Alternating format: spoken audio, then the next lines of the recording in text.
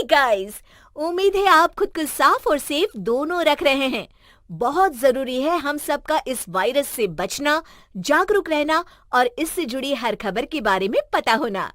इसलिए हेलो लाया है fight against corona virus initiative, जिसके जरिए आपको इस वायरस से जुड़े हर सेफ्टी मेजर और हर खबर के बारे में रेगुलर अपडेट्स मिलते रहेंगे। Stay safe, download the hello app now. गांव की बहू। क्या सावित्री, मैंने सुना है कि मालती की बहू ने अपने सास ससुर को घर से निकाल दिया है। अब क्या कहूँ, आजकल की बहुओं का कोई भरोसा नहीं है, कब क्या कर दें। मालती की बहू को देखकर कौन कह सकता था कि वो ऐसी निकलेगी। तू सही कहती है, आजकल की बहुओं को देख मुझे तो बड़ा डर लगता है। कहीं मेरी बहू भी ऐसी निकल गई तो। नहीं, मैं तो गांव की सीधी सादी लड़की से अपने बेटे की शादी करवाऊंगी। इस तरह एक दिन गायत्री अपने बेटे की शादी गांव में रहने वाली मीना नाम की लड़की से करवा देती है। ये लीजिए माँ जी, आपके लिए गर्मा गर्म नाश्ता और चाय। अरे वाह बहू, सच कह रही हूँ, जब से तू इस घर में आई है मुझे तो बड़ा आराम है। तेरे जैसी बहू तो किस्मत वालों को मिलती है। का माँ जी, अब इतनी भी तारीफ मत करिए ना। धीरे धीरे मीना गायत्री की चहेती बन जाती है और मीना भी गायत्री को कभी शिकायत का मौका नहीं देती थी। फिर एक दिन, ये ले बहू, आज मैं बाजार से तेरे लिए साड़ी लाई हूँ। साड़ी देखते ही मीना का मुंह लटक जाता है। का माँ जी, ये भी कोई साड़ी है? ना, मुझे तो बिल्कुल पसंद नहीं आई। अरे लाना ही था तो कोई अच्छी महंगी वाली साड़ी ले आती मेरे लिए। आप तो ये सस्ती साड़ी उठा लाई। मुझे नहीं ना चाहिए आपकी ये साड़ी, आप ही पहनिए इसे। अरे ये क्या बहू, तू तो आजकल कुछ ज्यादा ही नखरे दिखा रही है। मैं इतने प्यार से तेरे लिए साड़ी लेकर आई हूं और तू है कि उल्टा मुझे ही दो बातें सुना रही है। अरे माँ जी, आप अपने लिए तो बड़ी डिजाइनदार और महंगी महंगी साड़ियां खरीदती हैं और मेरे लिए ये सस्ती साड़ी ले आई। आप समझती हैं कि मैं गांव से आई हूं इसलिए मुझे कुछ नहीं पता। हाँ, अरे कुछ नहीं, तुझे शहर की हवा लग गई है बहू। इस तरह दोनों सास बहू में रोज किसी न किसी बात पर लड़ाइयां शुरू हो जाती थीं।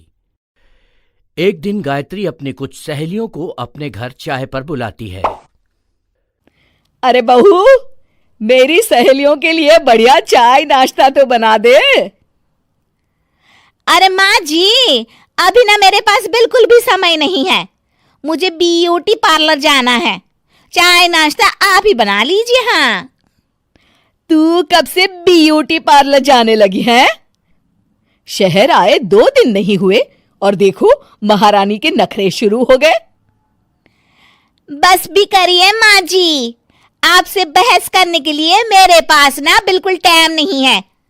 आपका क्या है, आप समझती हैं कि मैं गांव से आई हूं तो मुझे कुछ नहीं आता और आप जो रोज रोज मुझसे मेहमान नवाजी करवाती रहती हैं नौकरानी की तरह।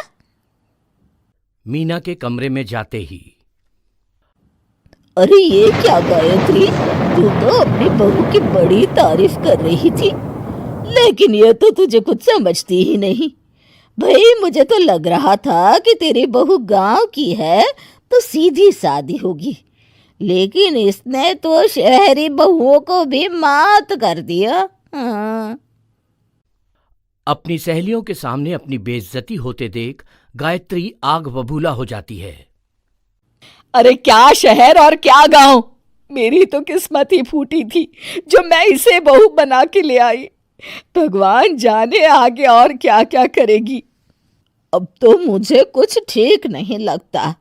तू जरा संभल के रहना, कहीं मालती की तरह तेरा भी हाल बेहाल ना हो जाए। अच्छा, अब हम चलते हैं। अपनी सहेली की बातें सुनकर गायत्री थोड़ी घबरा जाती है। अरे ये सुशीला क्या बोलकर चली गई, कहीं इसकी बात सच ना निकल जाए। दूसरी तरफ मीना सारी बातें सुन लेती है। अगले दिन से गायत्री अपनी बहू से कोई काम करवाने से पहले 10 बार सोचती थी। ज्यादातर काम वो खुद ही कर लेती थी। अचानक अपनी सास में आए इस बदलाव को देख मीना, लाइए ना माँ जी, मैं कर देती हूँ ना काम। एक बात पूछूं माँ जी, आजकल ना आप बड़ी चुप चुप सी रहती हैं और अब मुझसे झगड़ना तो दूर, मुझसे खुल के बात तक नहीं करती आप। अब कुछ नहीं बहू, ऐसे ही। मीना अपनी सास की मंशा भांप जाती है और मुस्कुराते हुए कहती है, अरे माँ जी, चिंता मत करिए, मैं आपको घर से नहीं ना निकालने वाली। ये डर आप अपने मन से निकाल दीजिए। अरे छोटे मोटे झगड़े तो हर घर में होते रहते हैं, चाहे कुछ भी हो जाए, आप मेरी सासू माँ हो। मैं तो जिंदगी भर आपकी सेवा करूंगी माँ जी।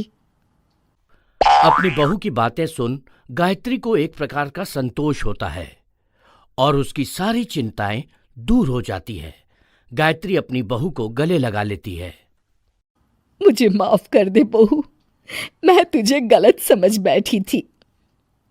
कोई बात नहीं माँ जी, ये ना घर घर की कहानी है। हाँ।